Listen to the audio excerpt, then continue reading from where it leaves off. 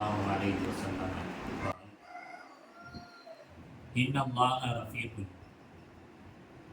يحب الرفق في الأمر كله أو كما قال عليه السلام. அல்லாஹ்வுடைய தூதர் ஸல்லல்லாஹு அலைஹி வஸல்லம் அவர்கள் கூறுகிறார்கள், இன்னல்லாஹ ரஃபீகுன், நிச்சயமாக அல்லாஹ் மென்மையானவன், யுஹிப்பு ரிஃப்க ஃபில் அம்ரி குல்லி, ஒவ்வொரு விஷயத்திலும் அல்லாஹ் மென்மையையே விரும்புகிறான் என அல்லாஹ்வுடைய தூதர் ஸல்லல்லாஹு அலைஹி வஸல்லம் கூறியதாக ஹுதைஃபா ரலியல்லாஹு அன்ஹு அறிவிக்கிறார். மேற்கண்ட நபிமொழியின் வாயிலாக அல்லாஹ் தந்திருக்கக்கூடிய இஸ்லாமிய வாழ்வியல் பொதுவாக மென்மை தன்மை கொண்டிருக்க வேண்டும். மென்மை தன்மையை தான் அல்லாஹ் விரும்புகின்றான். அல்லாஹ் மென்மையாகவே நடந்து கொள்கிறான்.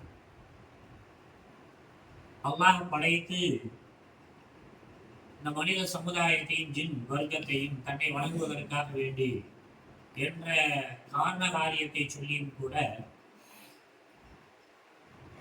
இன்றைக்கு வணக்கமின்மையும் அநியாயம் அக்கிரமும் மனித சமுதாயத்திலும் சரி ஜின் வர்க்கத்திலும் சரி மிகைத்துக் கொண்டிருக்கிறது. அல்லாஹ் தன்னுடைய கடுமையை காட்டுவதாக இருந்தால்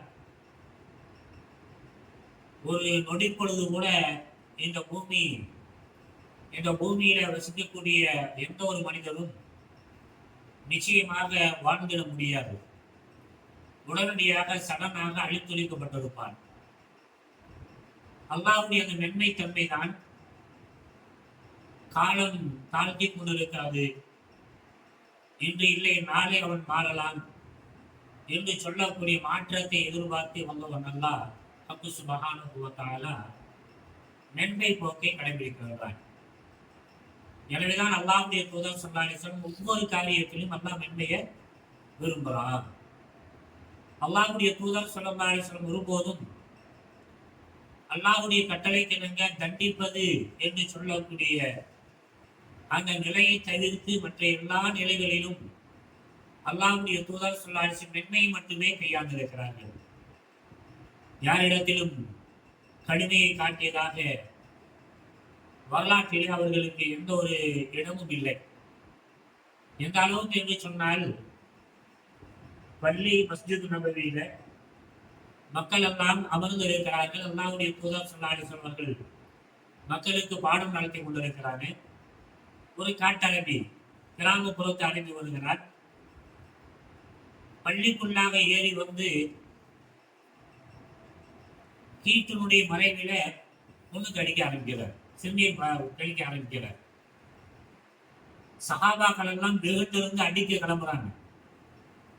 ஒரு கண்ணியமான இடத்துல வந்து இப்படி எல்லாம் பண்றீங்க. ஆனால் அல்லாஹ்வுடைய தூதர் ஸல்லல்லாஹு அலைஹி வஸல்லம் அவங்களை அமர்த்திட்டு, சிறுநீர் முழுமையாக கழிக்கும் வரை அவரை விரட்டாதீங்க என்று விரட்டாமல் சிறுநீர் முழுவதுமாக கழித்ததற்கு பின்பாக தண்ணீரை வரவழைத்து ஊற்றி கிளீன் சுத்தம் செய்துவிட்டு அந்த நபரிடத்தில் மென்மையாக சொல்கிறார்கள், இது அல்லாஹ்வை வணங்குவதற்காக வேண்டி கட்டப்பட்டிருக்கக்கூடிய பள்ளிவாயில், இது போன்ற காரியங்களை இங்கே செய்யக்கூடாது என்று சொல்லக்கூடிய மென்மையான உபதேசத்தை சொல்கிறார்கள். இது போன்ற போக்கு சம்பந்தப்பட்டவர்களை ஈமான் கொள்ள செய்வது என்று சொல்லக்கூடிய வரலாற்று குறிப்புகள் இருக்கிறது.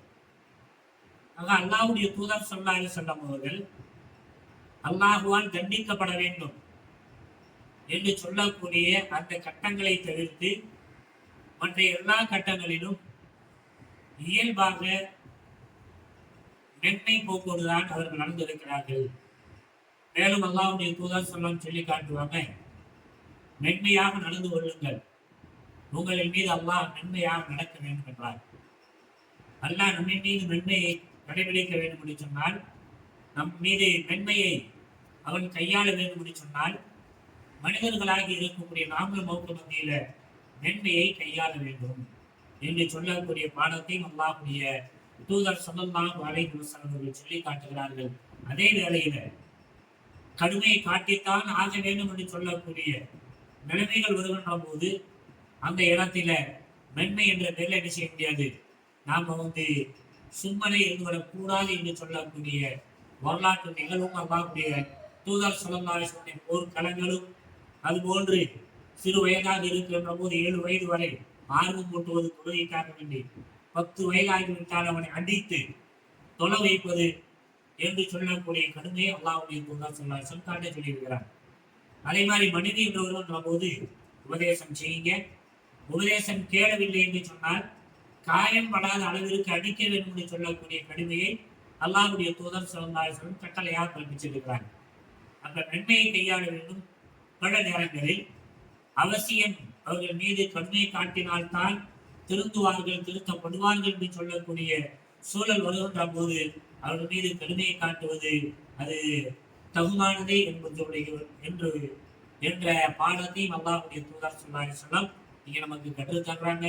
ஆக மேற்படி பாடங்களை நாம் செவியேற்று மனதில் இருத்தி அதன் அடிப்படையில நம்முடைய வாழ்க்கையினுடைய ஒவ்வொரு காரியங்களையும் அதன் அடிப்படை நன்மை போக்கை கையாளக்கூடியவர்களாக ஆகுவோமாக. அல்லாஹ் அதற்கான அறிவையும் ஆற்றலையும் தந்தல் புரிந்தல்வானா.